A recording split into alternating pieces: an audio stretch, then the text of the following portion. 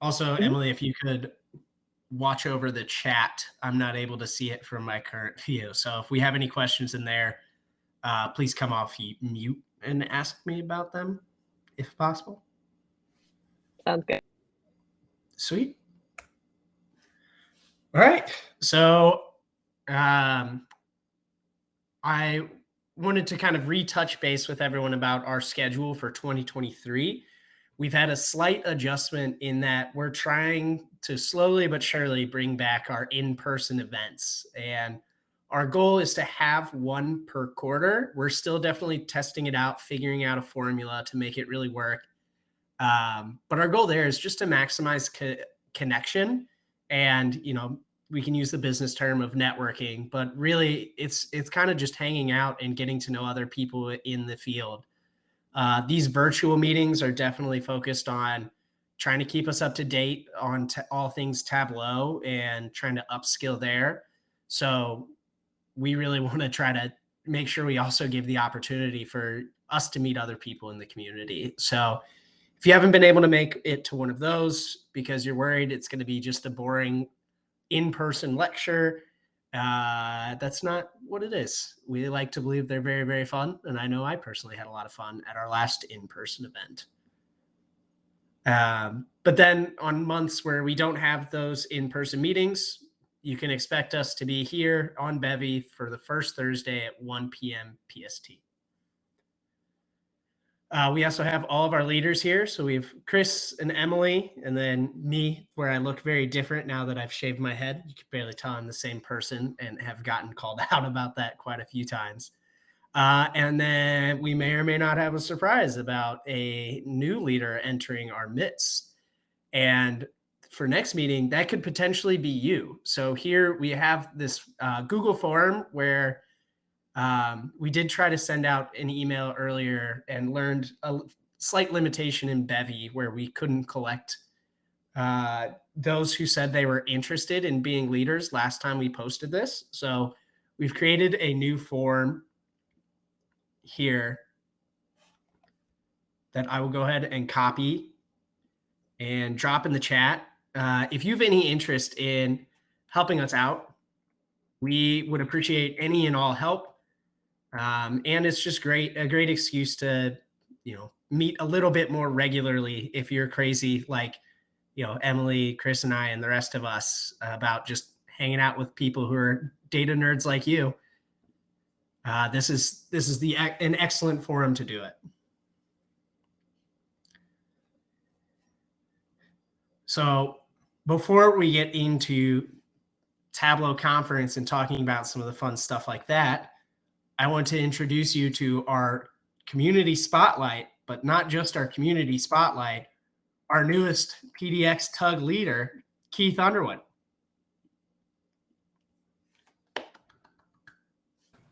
Keith? Hey, everybody. Yeah, you want to introduce yourself a little, and then we've got some icebreaker questions for you if you want to answer them. But tell us a little bit about yourself and what you like to do on the weekends and all that fun stuff. Yeah, so I'm a business intelligence analyst in HR at Portland State University. I graduated from University of Alaska Anchorage, and that's where I'm born and raised. So I'm fairly new to Portland. As far as the things I like to do on the weekend, I like to feed the ducks. There's a park near my apartment, so I like to walk there. I love to dance. I take ballet, hip hop, Afro beats, house, when I can, something I really enjoy. I'm also learning to play the cello. I can currently play a scale really poorly. So that's about where I'm at right now. And I also really enjoy playing video games. So that's some of the things I like to do on the weekend. Yeah, Keith. I see here that it says oh, sorry, go ahead. I was going to say, do you have a good place to go for dancing that you found here in Portland? I take ballet at Bodyvox. It's a studio. I guess it's maybe kind of sort of downtown. I'm not sure if it's considered downtown, but it's pretty close. But it's a really cool place for adult dancers. But I take ballet there. I know they also have modern, contemporary, and I think hip hop, and they also have a Vogue class. So that's most recently where I've been. Cool. Sweet. Thanks. Sorry, I cut you off right before you were getting to one of the many interesting facets of your life. I was just gonna say that I see here it says once wrestled an emu. I don't think that that's correct. You might be thinking of another Keith Underwood. I just wanted to put it on the record that I had no part in this. This is 1 liter and 1 liter only. But you could have. Yeah. We don't know. I mean, living in Alaska, I got pretty close to a bear once. I was originally going to put we didn't wrestle bear, but I then ran. Yeah. Sweet. And then we have a few questions for you. We like to ask, what's your favorite food cart here in Portland, if you have one? I don't have one. I've only been to a couple, but I do have a favorite restaurant. It's actually a Tiny Bubble Room. I don't know if anyone's ever been there. It's like Southern food. My parents are from Memphis, Tennessee, so I grew up, eating soul food and stuff like that. But it doesn't taste like my mom's, but it's pretty good. Like collard greens, gumbo, fried catfish, stuff like that. It's really good. Sweet. I've actually had that. I have a friend that works there or used to work there. Oh, nice. Okay, cool. So then you can vouch for me. I'm not making it up. Yeah, it's a real thing. Even though Tiny Bubble Room is a pretty silly name for it. It's a real place. It is a real place. All right. And then you can see I was pretty hungry when I came up with these questions. What is your preferred method of eating corn? There is a right answer. I would say typewriter style. Yeah. Yeah, that's the right answer. Okay, that's not true. The right answer is popped. Oh, okay, yeah. I forgot all about that. But, I guess that would be my next choice. But yeah, around the circle, that's the only one that I feel like is really wrong. And I apologize to anyone who eats it that way, but I'm not about it. See? Ooh. Awesome. Emily, you're talking, but you're on mute. I think you're on mute. Oh, sorry. Yeah. Are we talking about, when we say around in circles, we're talking about like around a vertical corn cob and kind of down it, like spiraling down? I think what it really would be is like you have it like instead of going across and then turning and across and then turning, that'd be typewriter. You just eat one part and you turn it, and then you go over a little, and then you eat one part and turn it. That is something. I don't know that I've ever given it that much thought. Yeah. I thought about writing my college thesis on corn consumption mechanics. I'm originally from Indiana, so we're very concerned with our corn out there. That makes sense. All right. We do have some people. I was gonna say, it looks like we've got some circle corn eaters. You know what? That's kind of fair. I get it. I don't know if I could change my ways. I'm also a typewriter style eater, but I can respect that. I get it. Well, I feel like I'm learning so much. See, this is the beauty of food questions. Everybody has their own way of eating food. Like we could have also asked, like, are you okay with your food touching or not? That's also another food question. Oh, or are we going to get into the? But I won't spiral. Yeah, I was going to say we could spiral into that. No, Danny. Is it a sandwich or not? All right, we're gonna jump Danny. Leave it alone.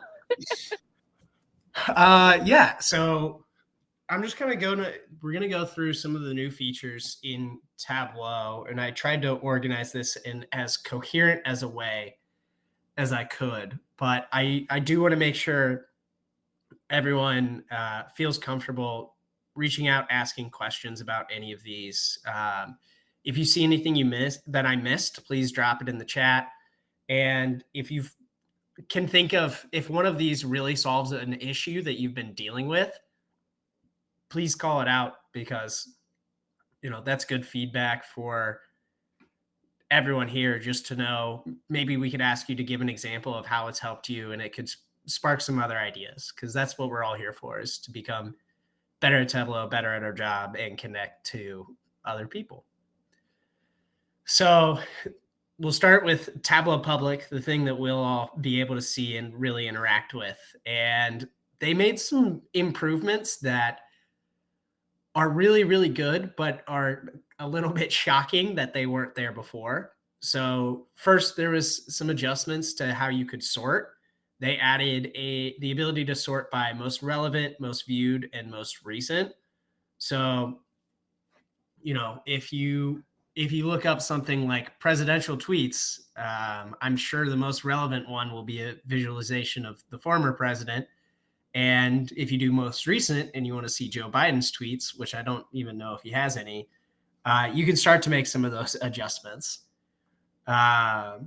There's also an ability to filter by views that are downloadable. So if you really want to make sure that you're looking through visualizations that you can actually interact with and look to try to recreate or anything like that, there's the possibility to filter so you don't get your hopes up, see something really cool, and then you're not able to really get in the nitty gritty to reconstruct it.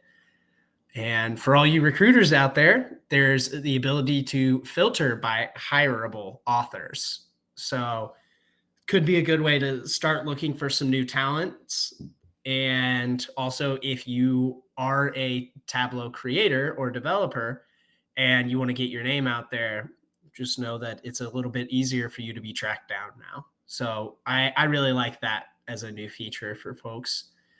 And then finally, they added a from your network option. So you can start to see the creators that you really like. I know I really appreciate this, because while there is a lot of cool stuff on Tableau Public, there's a lot of it that I would consider data art and not necessarily traditional dashboarding or data visualization. And while I do appreciate that, there are certain creators that I follow that are very consistently just putting out clean, nice dashboards. If you need recommendations there, I really like Ellen Blackburn, as well as my coworker, Keith Dykstra, have some really, really great stuff there. All right, I'm going to check and see if there's anything in the chat. So we're good. So the next thing that I think a lot of people here will be excited about is looking at server stuff. And the first thing I want to call out is that Tableau Server is now HIPAA compliant. Unfortunately, this is because they now require MFA. Which is good for security, bad for, signing in and having to pull out your phone every single time. Another really helpful thing for administrators is you can have custom IP filtering. So you can really kind of lock down a little bit more and much more easily on who's accessing your server. And then finally, a really cool update to the logs is you can now see number of users by location and locations where users are accessing from. So if you're working with a very large organization and you want to see, where all of your users are coming from, in case you maybe want to move some of your servers or your data locations, I can give you some ideas there.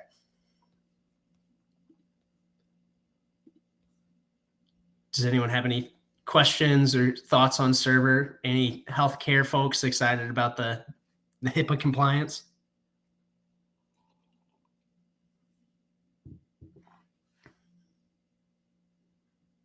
All right. So before we get to the really fun stuff, here's some more niche things that I think are very exciting, but like I said, a little more niche. So we have address geocoding. Hey, Danny. Yeah. Hey, Danny. Before you get into geocoding, we have a question, and we're wondering if you could explain sort of like what the value of being HIPAA compliant and sort of the security value if you're not actually working in healthcare. Yeah. So, yeah, I see Samuel explained it much better than I could. HIPAA is the body that governs personal health information. So, if if you're working in healthcare, there are certain laws that require you to handle that data differently, and just making sure that your personal data isn't getting to insurance companies and stuff like that is what I can think of as the most important reason you'd want to lock down on health data there, um, or potential employers. So yeah, protected health information. So very great for them. There's already great security there, but it's just a matter of laws you need to follow if you're in the healthcare field. Cool.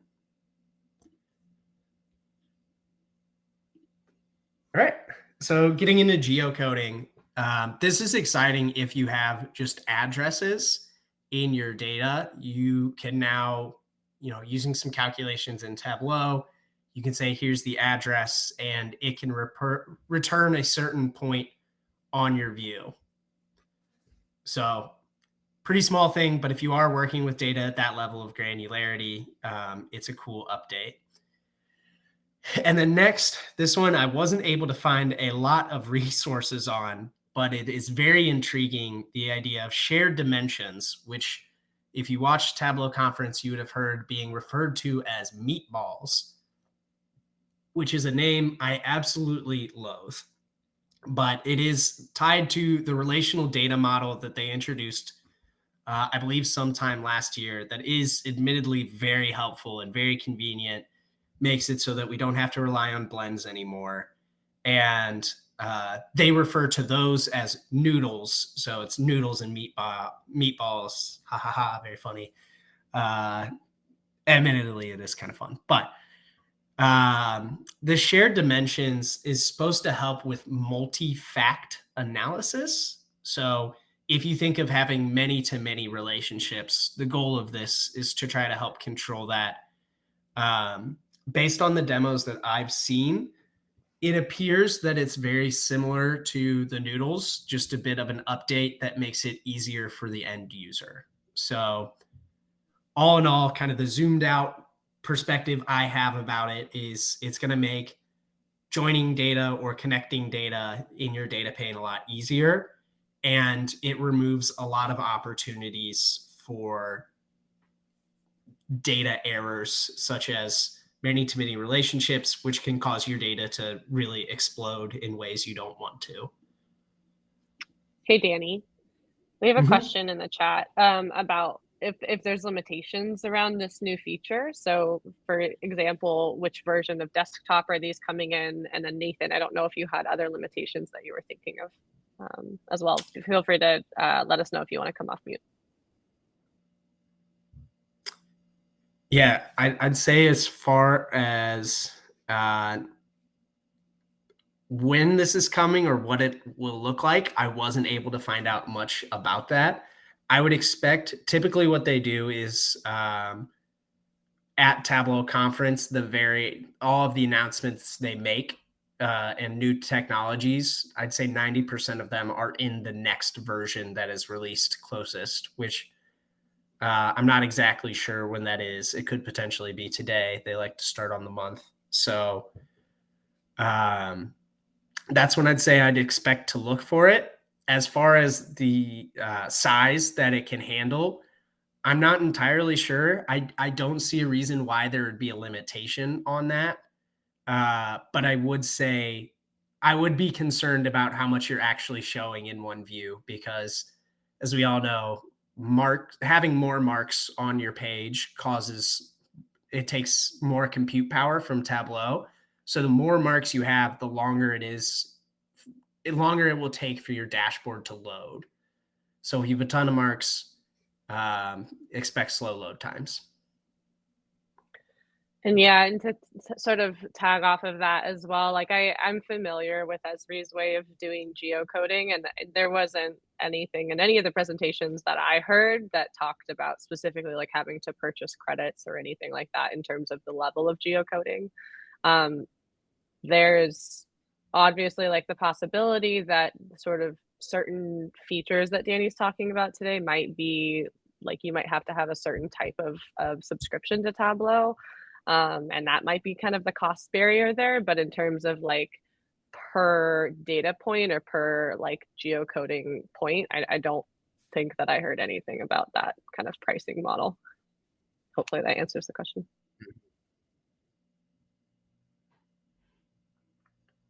Sweet. Any other questions on any of this before we start diving into where Tableau really starts to try to shake things up?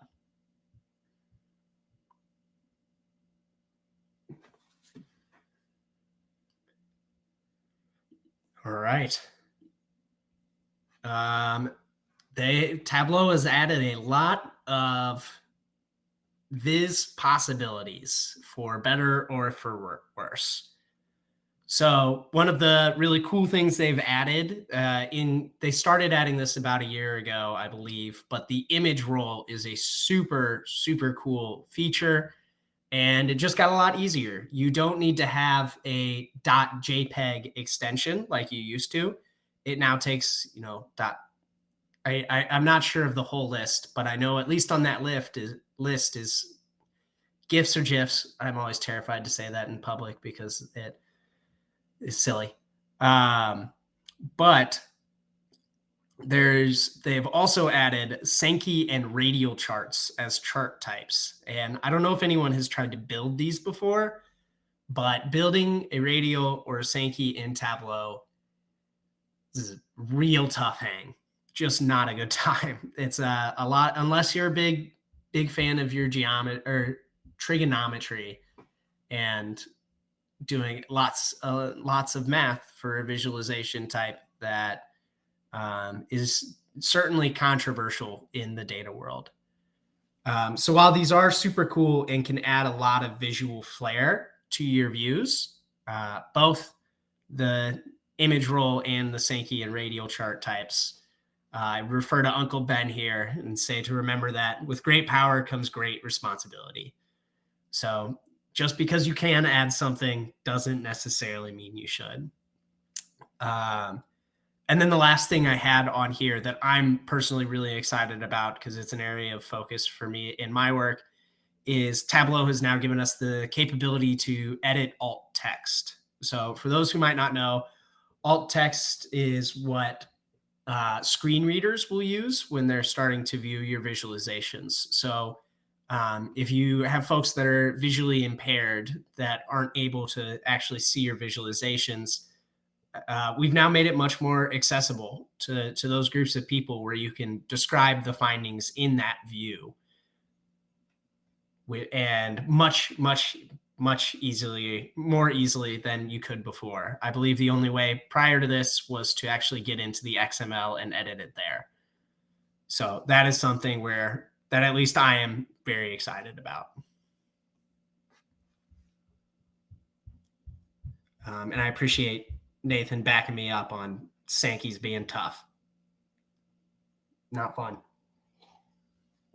But they have their place. They certainly have their place. All right. So next I'm going to have us look at the future is here. At least that's what Tableau wants us to think. So these two features that they added that are certainly incredibly eye-catching are Tableau gestures and Tableau GPT and Pulse. So Tableau gestures, I have this video of Tony Stark playing around with them, and it's honestly, at least from this view, not much different than what we saw at Tableau Conference, which is that black and white image below, where you can, on your screen, start to reach for these different building blocks of visualizations and have them overlay on your screen right in front of you. There were a few hiccups in the presentation, which is a little bit to be expected, but overall, I personally was incredibly impressed at this, but also definitely asking why. it feels very cool, but the actual application of it, for me, had a big kind of question mark of how often will we actually use this, and is it, other than looking very cool, that much more useful than just sharing your screen? But that might be a signal of me getting old. I don't know. And then the other one is Tableau GPT, similar to, it's kind of Tableau's version of Chat GPT. They're implementing a lot of AI into the tool in hopes of making things easier. So I think that this screenshot I have here down below gives a really good example of how this will be very tangibly helpful to people. I don't know if anyone here has used regex, or regular expression.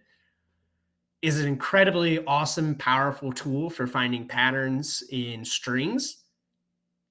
Absolutely miserable to try to code in. At least for me, it's not a super fun time. Anytime I have to use it, which is admittedly pretty seldom, I have to go back and basically take the intro course, spending an hour more than I want to on finding the answer. So this is given the opportunity to just say, hey, can you use regex to extract this from that?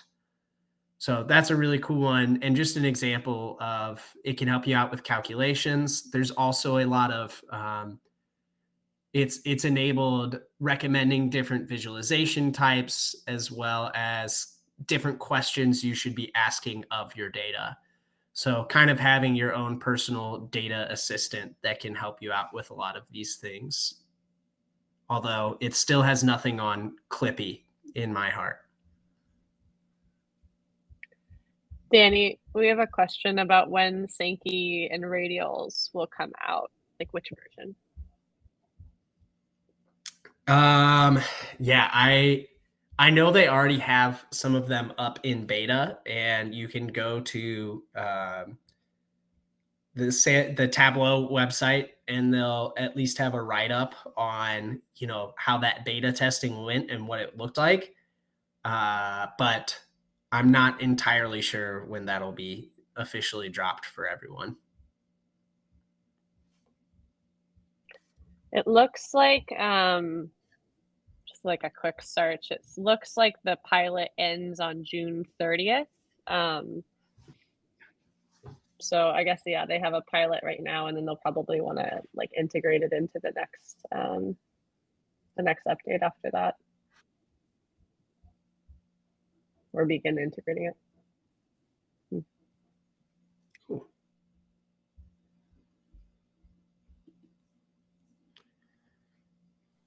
Sweet. Do we have any other questions on any of these features before we get into what my takeaways for TC were, and then we'll open it up for what everyone else's are?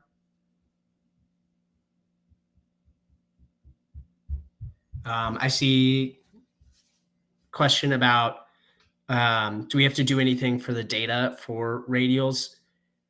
I haven't gotten the chance to test these, but what I imagine it is going to be very similar to what our pie charts marks card would look like.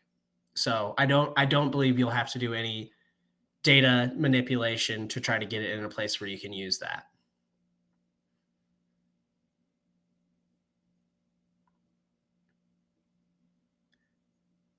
Yeah, no problem. That's a great question, because yeah, I'm sure you may have seen those from Tableau Public, and there's a lot of stuff you have to do with the data there.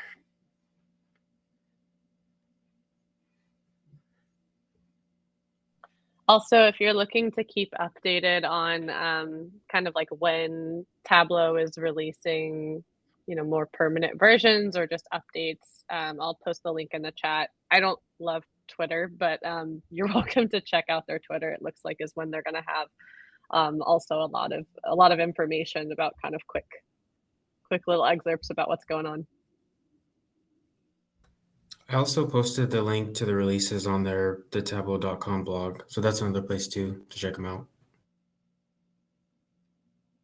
Sweet. Thanks, y'all. All right. So now I will offer my humble interpretations and takeaway from what we saw at Tableau Conference this year, especially from those Dev on Stage updates. So, as a consultant, I'm always thinking about how all of these added tools will help people or whether they'll hurt.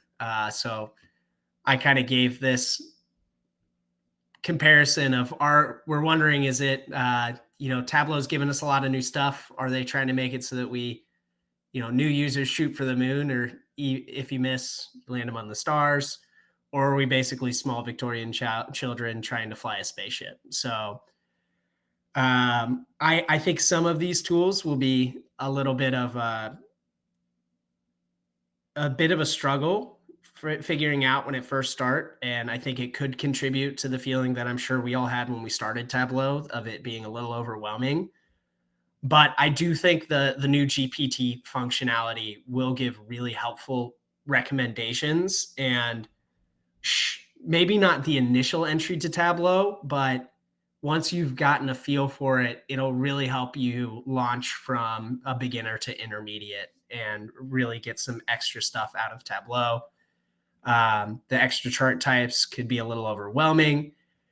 And then we have the noodles, which then they added meatballs. And what's next? They're going to add lasagna. They're going to go down to the spice level and add parsley. I don't know.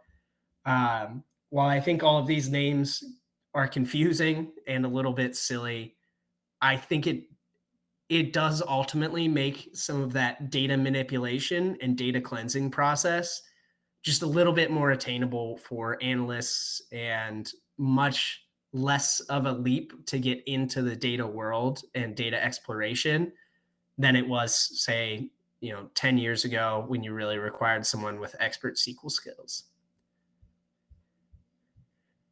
And then the next two takeaways I had were kind of things that I wanted to discuss because I think they're pretty relevant to everyone on this call, but also just relevant in general, which is I personally feel like AI is being thrown around as a buzzword.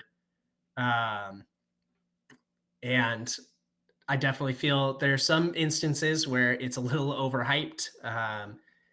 There's some Silicon Valley tech bros that are worried that it's going to take over everything and, going full doomsday. I think we're a long ways away from that. But if anyone here has used Chat GPT, I know it's made my life a lot easier.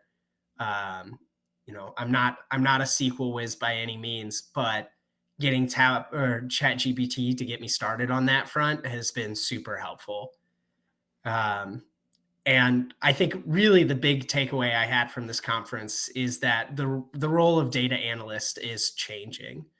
While dashboarding is still going to be a number one focus for data analysts, I think that process will hopefully be getting a lot easier.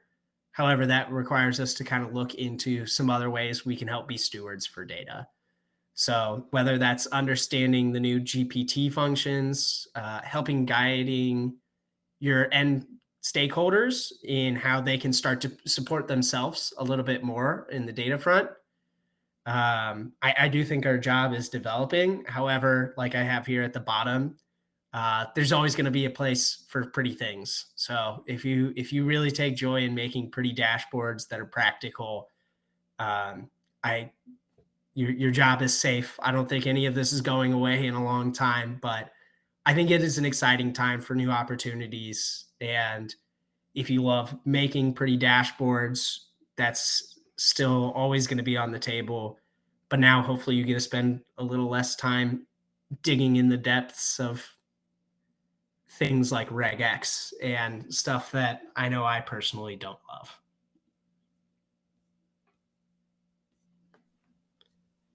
Yeah, and that's an interesting concept, right? I feel like, oh, go ahead, Keith.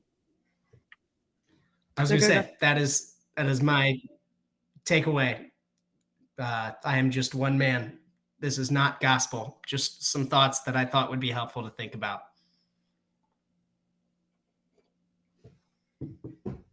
Yeah, and one of the things that I was thinking too, Danny, is like along the lines of making, because ChatGPT, as far as right now, well, Dolly might be able to. I haven't tried this with Dolly, the image generator, but for the most part, in terms of kind of design hierarchy, like you're saying, in terms of like ease of understandability, in terms of making those decision points about what do we put on a page, how much do we put on a dashboard, that certainly doesn't feel like it's going away. But I also imagine to some degree, between kind of the calculations that ChatGPT can help us answer, sort of the processes, there's also kind of the human communication about like how to use the tool.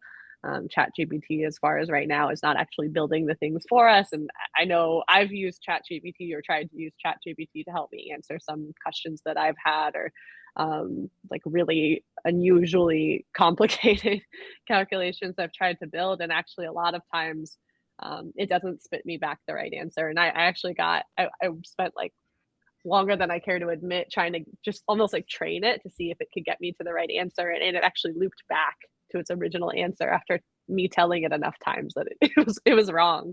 So I think that we're also a long ways away from like, kind of the human language of what we're trying to like get out of Chat GPT, and then like how to ask the question in the right way that it can actually understand it. And yeah, Nathan, I would love that idea of like Tableau, make me a dashboard. I'd love to see it. I'm sure it's not super far away, but we're not quite.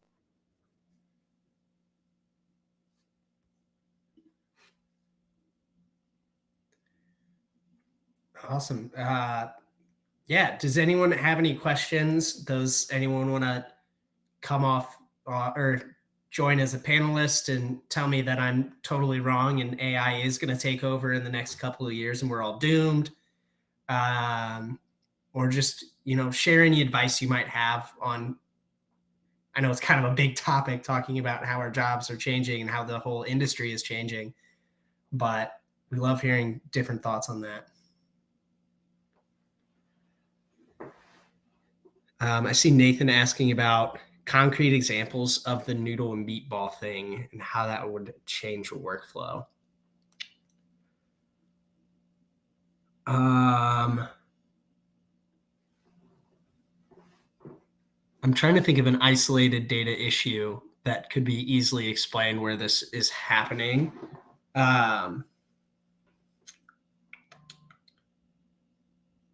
It might take a help to step back and think about, the reason that noodles originally became a thing in Tableau. And the goal of noodles was, as far as I see it, there were two parts of it. The first part was trying to make it so that we can navigate what was previously called blends a lot better. So data on different levels of aggregation interact. Though they have shared, those keys that connect the data together. The other one is to make it more efficient. If a view isn't using one of those tables, we can use just one table, and it can think things are a bit more streamlined there. So what I think the goal of the meatball is when we have differing levels of aggregation, and what the meatballs in my mind do is noodles work really well from one table to another or one table to two tables. I think of meatballs as kind of drawing out that flow, so you can have one table to multiple tables, and then from one of those tables you can have it connect somewhere else and kind of interact that way, which was a little bit difficult to do with just noodles. And then I also see the official term for this, I believe, is multi-dimensional data relationships, something along those lines.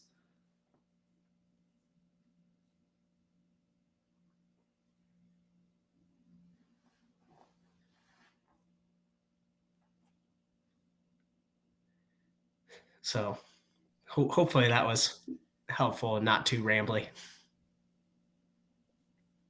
Yeah, and I think just to add on to that, Danny, I think like one of our coworkers was pointing out that, oftentimes data, some of the clients that we'll work with, like their data does not fit very well into like a perfect star schema. And so I think ideally, combination between the noodles and the meatballs, hopefully you're able to kind of share dimensions across data sources in a way that you're not able to do unless you kind of fit that into a traditional star schema, or you're not able to do easily, as far as I understand.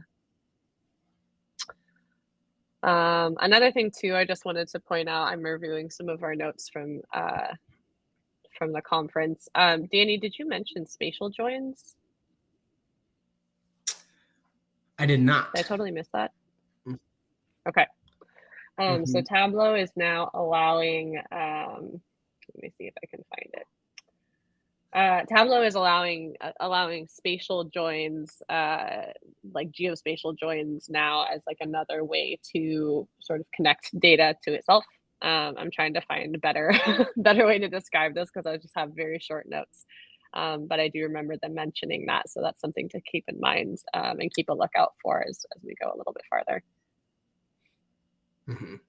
I think an example of that would be maybe if you had different regions. So if you had two data sets and thinking of like the new geocoding for addresses, you would have one address or one data set that's at the address level. And then you could have one that is, custom drawn regions. You could make it so that you could join them on if that region, if those addresses are encapsulated in that region, it would join off of that.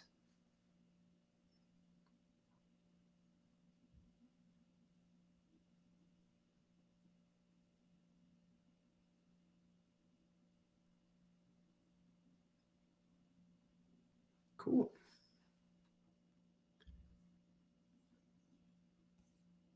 All right. Do we any other questions, comments, concerns?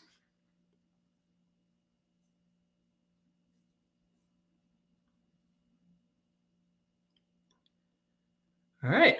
Well, as always, I forgot to update the date here, but as always, it was great having you all here. We really appreciate you being here and asking us some great questions and just keeping in touch with the community. So thanks, y'all, and we hope to see you again next month. Thanks, everybody.